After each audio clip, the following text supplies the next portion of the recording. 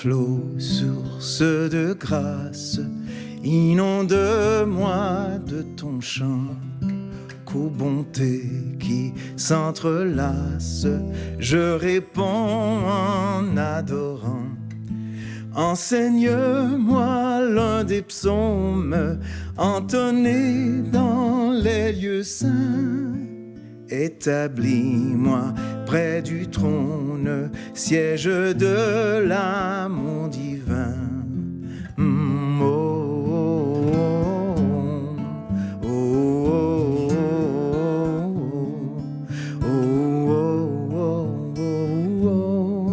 oh, oh.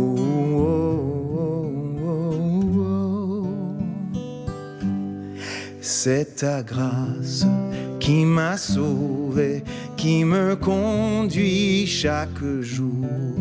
Et par ton soutien, oui, je sais, j'entrerai dans ton séjour. Étranger, Jésus m'a trouvé, errant loin des cours de Dieu. Lui qui délivre du danger m'a racheté pour les cieux. Oh,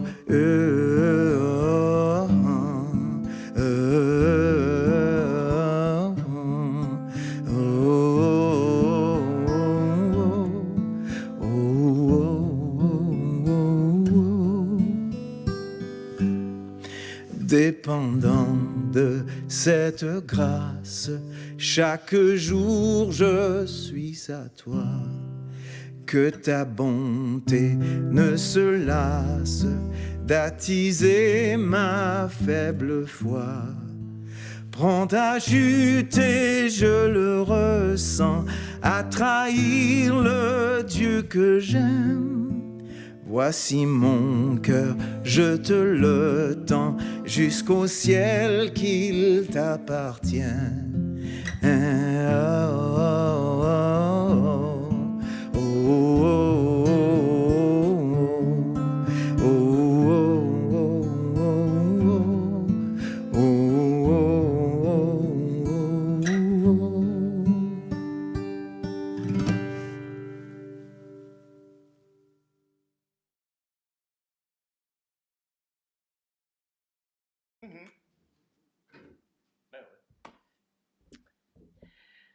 Bon matin.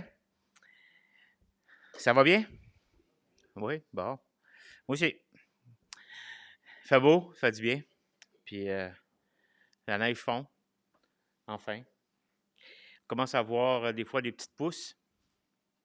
Ou des plus grandes, ça dépend du côté sud ou du côté nord que vous êtes. On poursuit notre série ce matin, deuxième d'une série de 4, deuxième message dans une série de 4 sur le prophète Jonas, le Dieu compatissant de Jonas. Jonas, ce matin, le titre, c'est « Un prophète indigeste s'adresse à Dieu ». Bon, ben, vous allez comprendre les jeux de mots. La semaine passée, c'était... je ne me rappelle plus c'est quoi, mais bon, j'oublie. Mais un prophète, c'est quoi donc? Un prophète Jonas. Il avait fait un jeu de mots, il était drôle, mais bon. Cette semaine, ouais, il est indigeste.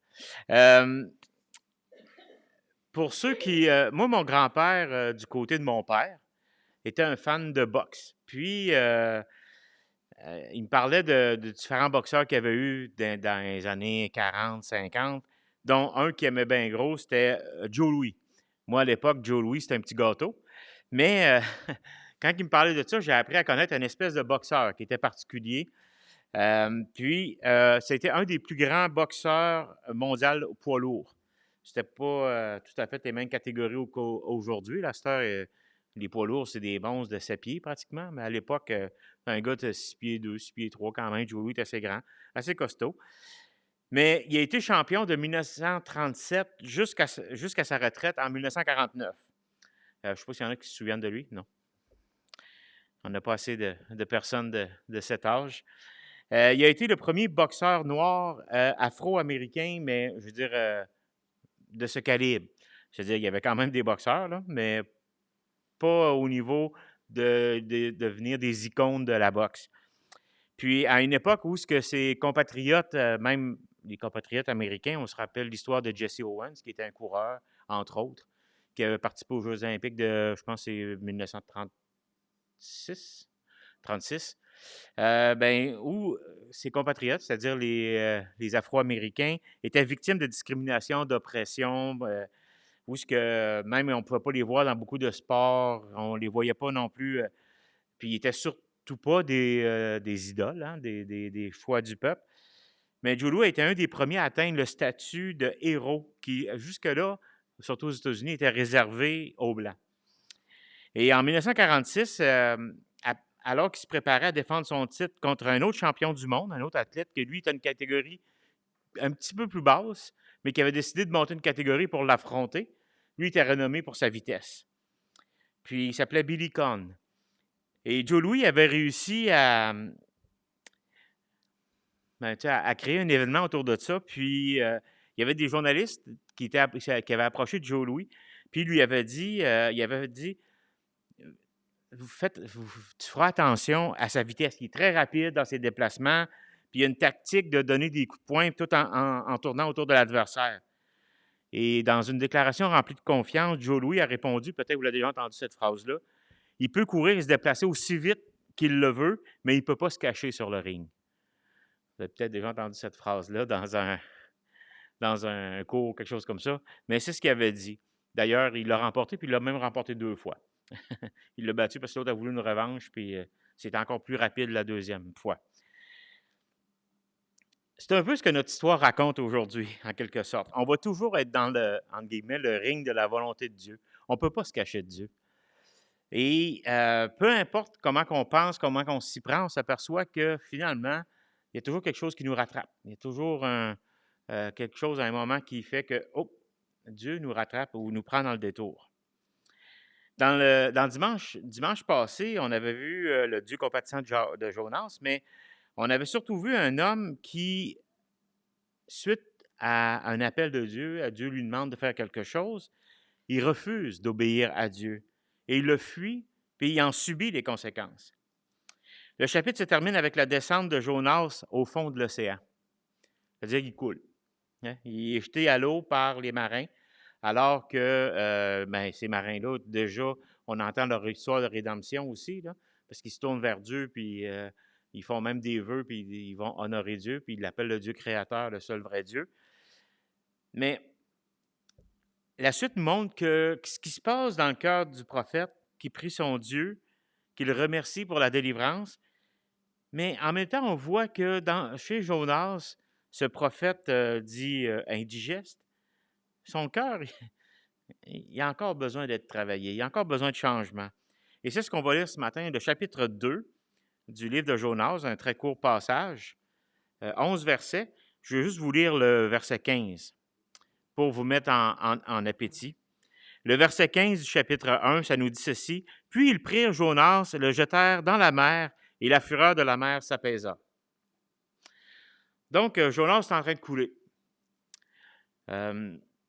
Je ne sais pas s'il était un bon nageur, s'il savait nager de toute façon, mais lui, je ne pense pas qu'il entrevoyait autre chose que la fin dans le fond de l'eau.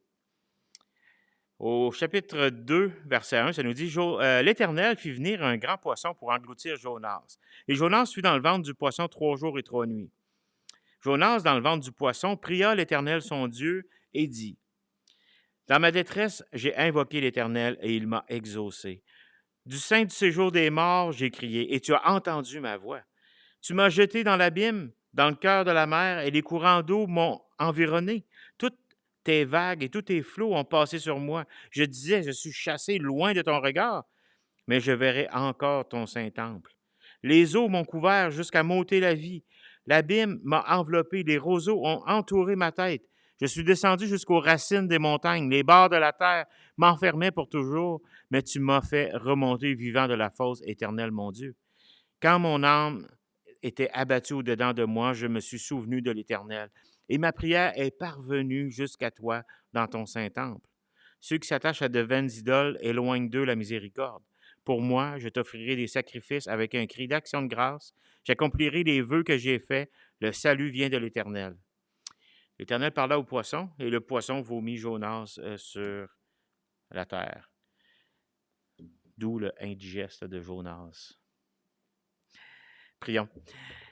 Seigneur, au travers de ce texte-là, on veut juste voir, apprendre un peu plus à te connaître, mais surtout voir qu'est-ce qui s'est passé dans la tête de Jonas. Mais aussi comment toi, tu as agi dans la vie de cet homme. Puis, Seigneur, que ce soit des leçons pour nous. Et dans le nom de ton Fils qu'on t'en prie. Amen. Avez-vous déjà remarqué à quel point que lorsqu'on passe par des moments difficiles dans nos vies, je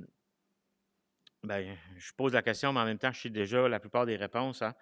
Il est facile de commencer à crier à Dieu. Ou encore, soit de crier à lui, mais quand je dis crier à Dieu, il y a différentes façons de crier à Dieu. Hein?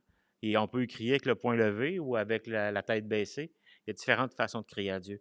Mais quand il arrive des moments difficiles dans nos vies, souvent c'est ça, c'est vers lui. Même si on n'est pas croyant, même si on est... même si on ne croit pas qu'il y a un Dieu, il y en a qui vont dire, c'est de sa faute, pareil. Tu sais. Il n'est pas là, mais c'est de sa faute. Puis il y en a d'autres, croyants, ils se tournent vers lui, ils crient à lui. Puis même, dans ce cas-là, souvent, on va lui faire des belles promesses. Hein? Si Seigneur, tu me réponds, si tu m'entends, moi, je vais faire ça après. Puis, tu sais, on magasine avec Dieu. Le temps passe, la situation s'arrange, Dieu répond, il nous délivre, il nous sort de la fosse, il se passe de quoi, notre épreuve, elle change, des fois assez rapidement, mais aussi assez rapidement, on se rend compte que trop souvent, notre cœur, lui, ne s'est pas transformé. Puis nos idées ne continuent pas dans la même veine que lorsqu'on a crié à Dieu. Avec les années, on peut se rendre compte que même lorsqu'on expérimente des souffrances dans notre cœur, dans notre corps, lorsqu'on fait appel aux promesses à Dieu, même des fois devant d'autres, hein, c'est pas long qu'on oublie ces moments difficiles lorsque ces moments difficiles ne sont plus là. Puis ce qu'on a dit, ça devient comme des paroles. Le temps révèle vraiment ce qui était sur notre cœur, même dans les moments difficiles. Aussitôt la tempête passée, le naturel, comme on dit en bon québécois, le naturel revient au galop. On oublie et on continue notre vie comme auparavant. Si le cœur est endurci auparavant, souvent il continue. Et sans surprise, il demeure aussi parfois endurci après la délivrance. Ce matin, on pourrait diviser le texte en trois sections. La première section, c'est que Dieu intervient une première fois à l'aide d'un grand poisson. On va trouver une application pour nous, parce que je ne suis pas sûr qu'il y en a beaucoup parmi vous qui ont passé par la bouche d'un poisson. Aussi, on voit que dans la deuxième partie, c'est que Jonas, lui, dans les entrailles du poisson, il prie Dieu. On va trouver une application pour nous aussi, hein, parce qu'on n'a pas souvent été dans les entrailles d'un poisson.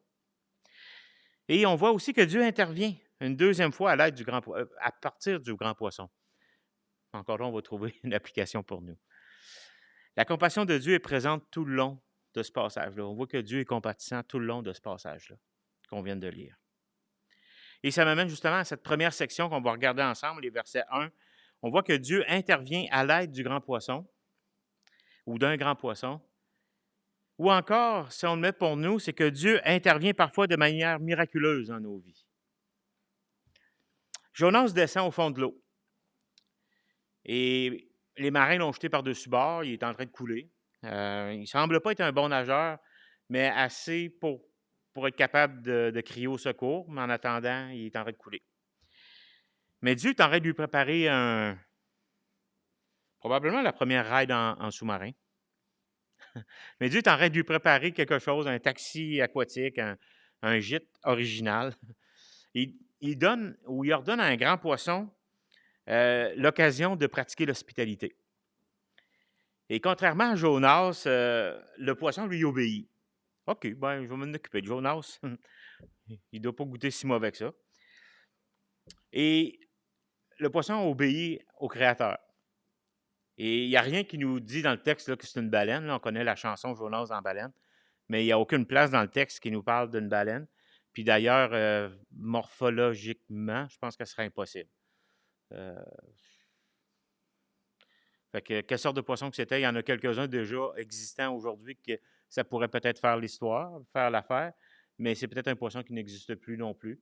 Ce ne serait pas le premier poisson qui est éteint depuis ce temps-là. Mais bon, tout ça pour dire, c'est que l'intervention de ce poisson-là est miraculeuse. C'est un signe de la grâce de Dieu, puis non pas d'un jugement. On a l'impression que si tu te fais avaler pour un poisson, ça serait un jugement, mais dans ce contexte ici, c'est une intervention miraculeuse. C'est même une grâce que Dieu fait, une miséricorde, une compassion que Dieu fait envers Jonas. Euh, j'ai lu quelques textes qui parlent de différents types de poissons qui ont déjà avalé soit des animaux ou des choses comme ça, puis que les animaux ont été retrouvés vivants. Puis même une histoire au début du 20e siècle, fin 19e siècle, d'un homme qui aurait été même avalé par une espèce je pense que c'est pas un épauleur, cachalot, en tout cas, peu importe le poisson, mais qu'il a été retrouvé quelques jours plus tard. Il était inconscient, mais il était encore vivant. Il avait été repêché. En tout cas, mais là, les sources n'étant pas ce qu'elles étaient, je ne veux pas me fier à ces histoires-là pour vous dire que sont réelles et tout. Mais on voit ici que ce qui est important là-dedans, c'est que Dieu nous montre déjà sa compassion au travers de cette histoire-là. Jonas n'est pas englouti ou avalé pour être déchiqueté et digéré, hein, mais pour être délivré et préservé de la mort. Souvent, on a cette tendance-là, quand il nous arrive une épreuve, il nous arrive une situation, puis on se dit, ben voilà, c'est Dieu qui me punit. Puis, on ne voit pas le côté où Dieu peut exercer sa grâce au travers de cette épreuve-là. Je vais vous donner un petit exemple personnel qui est particulier, c'est qu'il y a 4 ans déjà, à peu près 4 ans, quasiment jour pour jour. C'est-tu 4 ans? En 17, on est en 22, 5. Bon, moi puis Matt. Donc, il y a 5 ans à peu près, jour pour jour, c'était en mars. Je me suis ramassé à l'hôpital, il y en a qui s'en rappellent. J'avais été pour une myocardite au cœur. Puis j'avais été transféré d'un hôpital dans la région de Québec. Puis cette myocardite-là m'ont fait passer différents types de scans. Au début, c'était pas ça qu'ils pensaient, mais finalement, c'est une myocardite. J'ai passé une résonance magnétique, je crois. Puis ils ont découvert qu'il n'y a aucun rapport avec le premier pourquoi j'étais à l'hôpital. Ils ont découvert que j'avais un syndrome au cœur de malformation, une petite malformation qui s'appelle le syndrome de non-compaction, qui fait qu'une partie du cœur demeure un peu comme des chips ondulés. On est peut-être trop mangé, c'est pour ça. Non, c'est comme si le cœur, en fait, quand on est, tu sais, le cerveau, la tête d'un bébé est molle, puis ça se compacte tranquillement, puis on devient que le crâne dur, tu sais, ça se resserre. Le cœur fait un petit peu la même chose. Hey, je vulgarise beaucoup les sciences ce matin. Mais le cœur fait un peu la même chose. Le cœur, quand on est, il n'y a pas trop, il n'a pas été bien à l'épreuve là, dans le corps de la mère, mais il se compacte dans les premiers mois de la naissance pour le muscle se resserre puis il travaille de plus en plus. Le problème avec ce que moi j'avais, c'est qu'une partie du cœur, une paroi du cœur qui n'avait pas été compactée. Donc, ce qui fait, c'est qu'elle était comme spongieuse un peu. Puis, dans les petits espaces que ça faisait, c'est que ça ramassait tranquillement du sang et le sang pouvait un peu plus comme venir épais, coagulé, puis tout ça. Puis, ça aurait pu faire un caillot, puis se ramasser au cerveau, peu importe, là, puis emmener un genre de AVC, mais important parce que le caillot part du cœur, fait qu'il monte au cerveau plus rapidement que si ça part de la jambe ou d'ailleurs. Ou s'il part d'un tout petit vaisseau, il pourrait partir de plus gros. Tout ça pour dire que je me suis ramassé à l'hôpital pour une situation qui pouvait être, à mes yeux, très désastreuse, puis qui était une épreuve.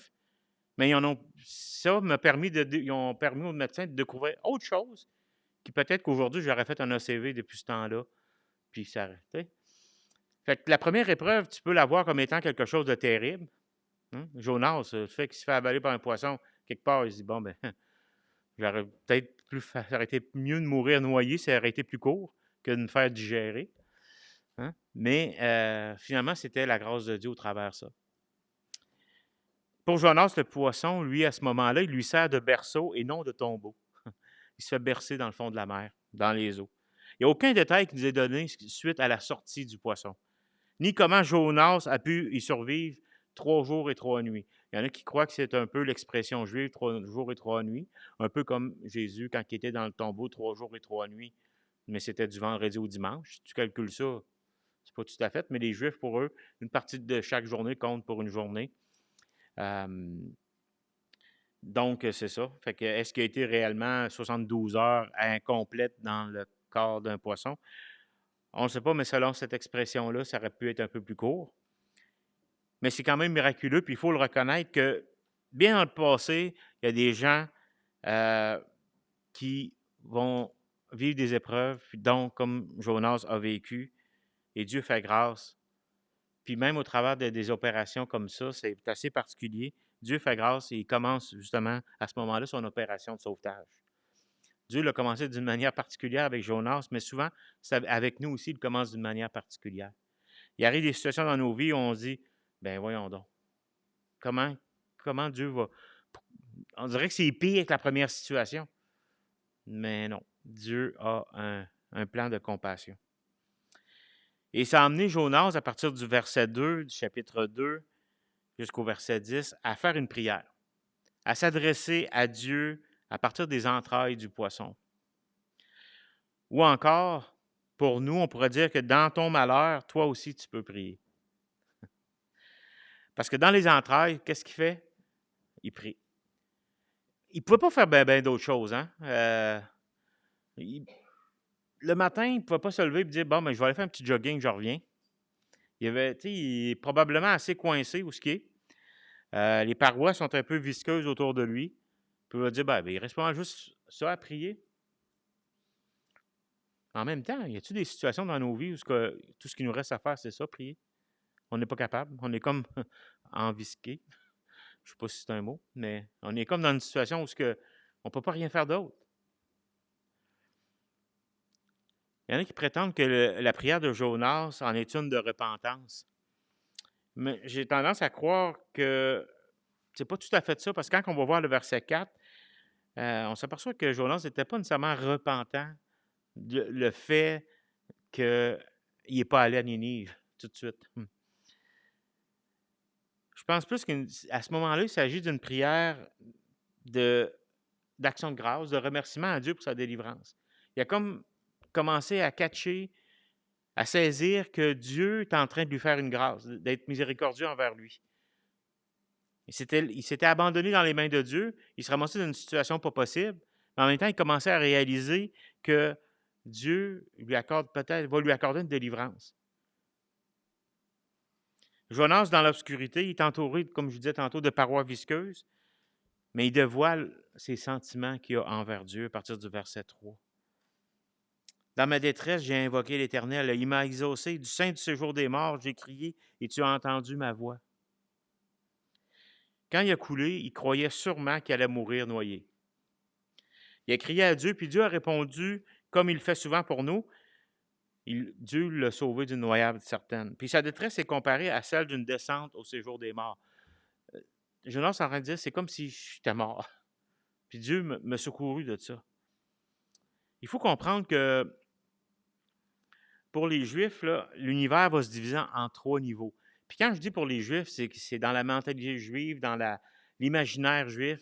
C'est pas nécessairement ce que la Bible enseigne. Tu sais, nous, on croit des choses où on a des concepts qu'on imagine, qu'on croit, que c'est pas nécessairement expliqué dans la Bible. C'est pas nécessairement une doctrine de la Bible, par exemple. Mais eux, les Juifs, dans leur imaginaire, dans leur façon de concevoir l'univers, ils voyaient que le ciel, c'est en haut. Bon, ça, c'est la présence de Dieu. La terre, c'est là où les êtres humains vivent et marchent. Puis sous terre, sous les profondeurs de la mer, pour eux, c'est le séjour des morts, tu es loin de la face de Dieu. Quand tu es là, c'est que Dieu ne te voit pas. Là. C'est comme si tu es loin de sa face. Puis pourtant, il y a des passages qui nous enseignent que peu importe si je vais dans le séjour des morts, tu es là, tu m'éclaires, tu m'accompagnes. Mais dans l'imaginaire juif, c'était comme ça. Et le langage que Jonas utilise ici dans son texte, ça reflète cette vision du monde de l'époque. Jonas a frôlé la mort, puis Jonas, il est dans le séjour. On ne sait pas à quelle profondeur que le poisson est allé.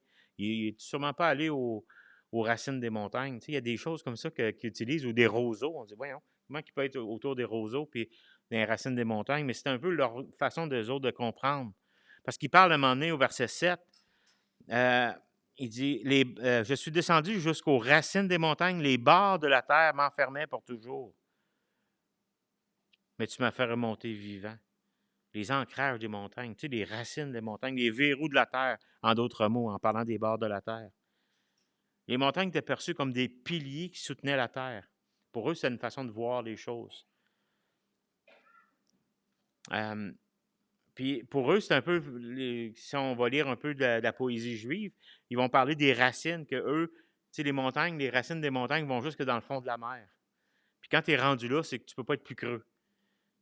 Mais en même temps, si on va jusqu'au centre de la terre, tu peux aller beaucoup plus creux. Mais dans leur imaginaire, c'était ça.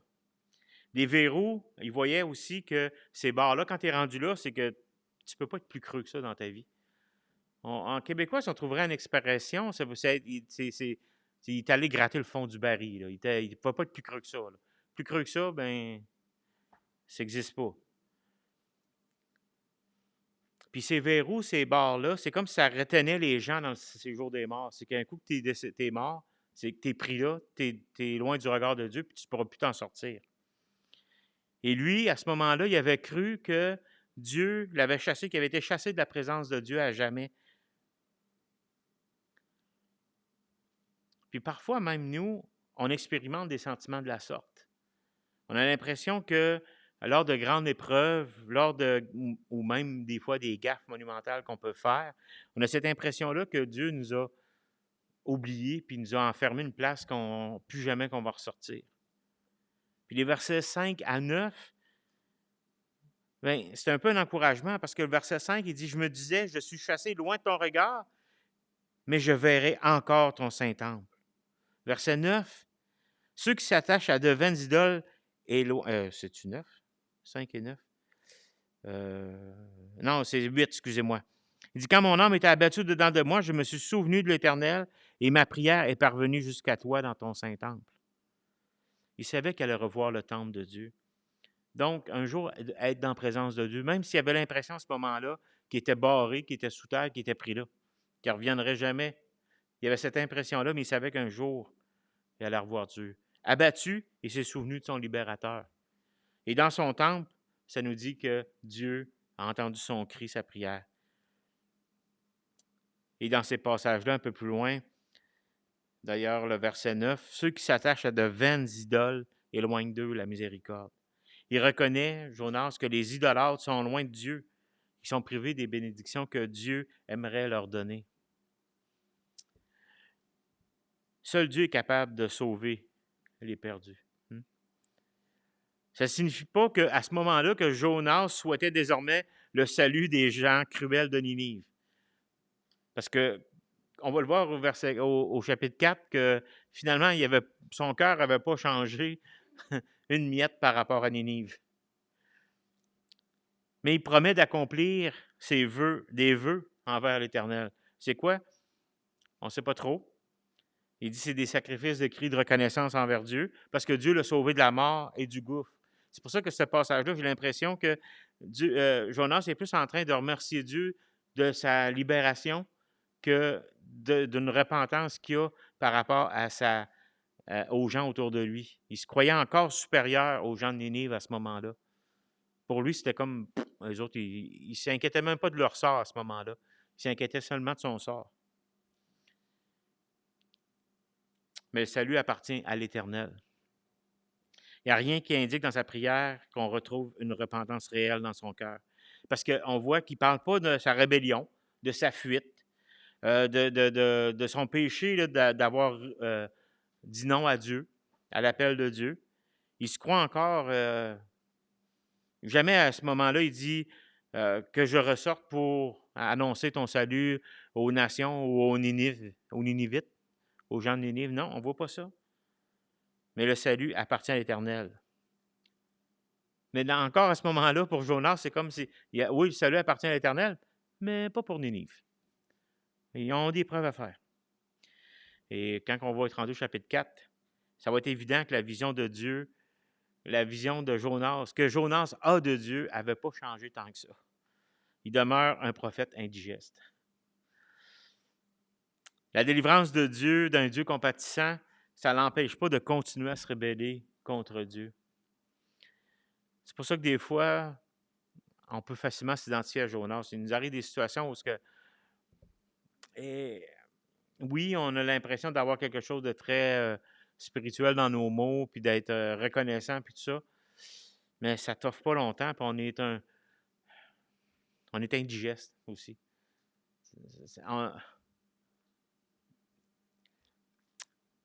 Des fois, quand quelqu'un nous fait quelque chose, je ne la digère pas, celle-là. On a cette expression-là, je ne la digère pas, celle-là. Puis il demande pardon, OK? Mais ça ne prend pas tant que des fois ça revient, puis ça nous retape ses nerfs, ça recommence. Mais Dieu, même si on l'offense de nombreuses fois, pour lui, il demeure compatissant. Et ça nous amène à cette deuxième intervention que Dieu avait fait avec l'aide d'un poisson, d'un grand poisson. C'est la troisième section de ce passage-là, verset 11. C'est que Dieu ne t'abandonne pas. Verset 11, l'Éternel parla au poisson et le poisson vomit Jonas sur la terre. Très belle phrase, dit comme ça. Hein? C'est peut-être pas votre verset préféré que vous avez au-dessus de votre lit. En tout cas, moi, je le mettrais ailleurs que dans ma chambre. Mais bon, le Créateur du ciel et de la terre et tous les animaux, et de tous les animaux, hein, qu'ils soient marins ou non, n'a aucune difficulté à convaincre de ramener son prophète au rivage par le poisson pour que le poisson, justement, le régurgite, le vomisse. Les marins, dans la gang qui était puis qui essayait de se rendre sur le bord de l'eau, de revenir à la terre, ils n'ont jamais réussi à s'approcher du rivage. On avait vu au chapitre 1. Ils ont essayé, ils n'ont pas été capables. Ils ont dû se rendre compte que c'est Dieu qui est au contrôle. Mais le grand poisson, lui, l'a fait sans difficulté. Quand Dieu lui a dit, il a mis un haut le cœur dans le poisson s'est rendu sur le bord et il l'a fait. Le temps de Dieu est venu. Puis quand ce temps-là arrive, il donne l'occasion d'accomplir à Jonas sa mission qui va nous être décrite au chapitre 3. On ne sait pas dans quel état il était après sa sortie. On pourrait dire même une sortie catapultée. Là. Il est sorti parce qu'il n'est pas juste il est sorti du poisson, là, c'est vomi. Ni où ça s'est produit, on ne le sait pas. On peut dire que c'est secondaire. Ça ne nous dit pas combien de temps il s'est rétabli après. Tu sais, on lit le texte, puis ça dit la parole chapitre 3, la parole de l'Éternel fut adressée à Jonas une seconde fois en ces mots, lève-toi, va. Puis là, c'est comme si il est à terre, puis il est encore là, puis il enlève ça, puis il entend, va-t'en à Ninive. OK. On ne sait pas, là, il y a un laps de temps peut-être, j'ose croire que oui, là. Il a sûrement dû aller se laver un peu, mais il y a sûrement un temps de récupération, là. Il faut qu'il mange un bon repas avant de partir. Aussi, il a dû être recueilli par des gens. Il y a des gens qui ont vu ça, un bonhomme sortir de l'eau d'un gros poisson. Ça a dû faire jaser un peu. On n'a aucune idée. Il n'y a rien qui nous dit. La Bible ne nous dit pas, puis on pourrait spéculer longtemps. Mais d'après moi, il y a sûrement un laps de temps entre le moment où il est sorti puis que là, il est reparti pour Ninive. Sûrement pas des années et des années, là, mais il s'est sûrement passé quelque chose là, pour que. Parce que sinon, il ne devait pas sentir bon rendu à Ninive. Mais bon, ça, c'est une autre histoire. Mais ce qu'il faut retenir de ce geste-là, de cette histoire-là, c'est que Dieu n'avait pas dit son dernier mot. Ce n'était pas l'attitude d'un prophète indigeste qui va empêcher Dieu d'être compatissant et de faire une œuvre miraculeuse à Ninive. Ce n'est pas des fois notre désobéissance ou encore notre attitude qui va empêcher Dieu d'être compatissant envers les autres. Peut-être que nous, on est un peu comme Jonas, puis on a besoin d'une deuxième chance, troisième chance, quatrième chance. Là. Mais ça n'empêchera pas Dieu d'être compatissant envers les autres. Oui, il veut nous utiliser pour démontrer sa compassion. Mais si on est comme Jonas, puis on devient indigeste, puis on se sauve, bien, Dieu va quand même exercer son œuvre. La prière de Jonas nous rappelle que plusieurs fois, depuis le moment où on a rencontré Christ, qu'on a entendu parler de lui, le moment où on a donné notre vie à Christ, ben, il a été patient envers nous. Dieu a été patient envers nous. Même si notre cœur est oublieux et ingrat. Même si Dieu était rancunier, il dirait « je n'ai pas digéré celle-là ». Ça arriverait souvent. On sert un Dieu compatissant, un Dieu qui demeure attentif à notre prière, à la prière, puis à la prière de ses enfants qui sont dans le désespoir. C'est pas parce qu'on a l'impression qu'on est dans le plus creux possible des bords de la terre puis qu'on est loin que Dieu n'entend pas. Dieu nous promet que dans son temple, il nous écoute. Et ça, pour moi, c'est encourageant. Dieu écoute la prière. Il est le Dieu d'un deuxième départ, puis je dirais même un troisième, quatrième. En tout cas, jusqu'à temps qu'on soit plus capable de partir. Non, mais qu'on parte par un autre monde. Parce que des fois, on dit Dieu est un Dieu de deuxième chance, mais des fois, c'est plus qu'une. Et ça, même avec les plus indigestes parmi nous. Il entend nos cris, puis il veut nous utiliser malgré nos rébellions, malgré nos gaffes. Et comme Jonas a fait, on peut dire que Dieu est digne de toutes nos louanges en disant « Le salut appartient à l'Éternel ». Puis je termine avec un de mes versets préférés, Michée 7,7. Lui, je pourrais le mettre dans notre chambre, là. Pour moi, je regarderai vers l'Éternel. Je mettrai mon espérance dans le Dieu de mon salut. Mon Dieu m'exaucera. C'est un peu une phrase comme ça que Jonas a dit quand il a dit il est le Dieu de mon salut. Il s'est souvenu de moi quand mon âme était abattue. Mais Michée, lorsqu'il a regardé, il n'était peut-être pas aussi creux que Jonas dans le fond d'un poisson. Mais Michée, quand il a regardé à Dieu, il a pu dire qu'il pouvait mettre son espérance dans le Dieu de son salut, puis son Dieu allait l'exaucer. C'est la même chose envers nous. Peu importe où on creux comment on est devant Dieu ou dans la situation dans laquelle nous sommes, c'est pas la situation qu'il faut regarder, c'est à Dieu. Puis notre Dieu va nous exaucer. Il est le Dieu de notre salut, il va nous en délivrer. Peut-être pas de la manière au départ comme on croit, comme on penserait, comme on aurait imaginé. Jonas pensait que, à la limite, il va peut-être passer un autre bateau qui va m'embarquer ou je sais pas. Il aurait imaginé une situation, tant qu'à ne pas se noyer, aussi bien que ce soit. Mais là, finalement, c'était épique. Un poisson qui t'avale. On ne sait pas comment Dieu va intervenir des fois dans nos vies, dans nos situations, mais ce qu'on lui demande, c'est simplement d'entendre notre prière, puis Dieu va exaucer. Seigneur Dieu, merci pour ta miséricorde. Que peu importe comment on vit les choses, les situations dans lesquelles on est placé parfois, Seigneur, tu es dans ton temple et tu nous entends, tu nous écoutes, tu entends nos prières, puis tu es le Dieu de notre salut. Seigneur, parfois on est placé dans des situations, puis c'est à cause de nous. Parfois, c'est à cause c'est simplement quelque chose qui nous dépasse. C'est simplement une situation dans laquelle, même que c'est d'autres qui nous ont placés dans celle-ci. Mais notre réflexe, Seigneur, ça devrait être de regarder à toi, de t'implorer et de crier à toi. Merci encore pour cet exemple qu'on a. Qu'on puisse prendre exemple, peut-être pas sur tout le temps l'attitude de Jonas, mais au moins sur celle qui, lorsque ça n'allait pas, lorsqu'il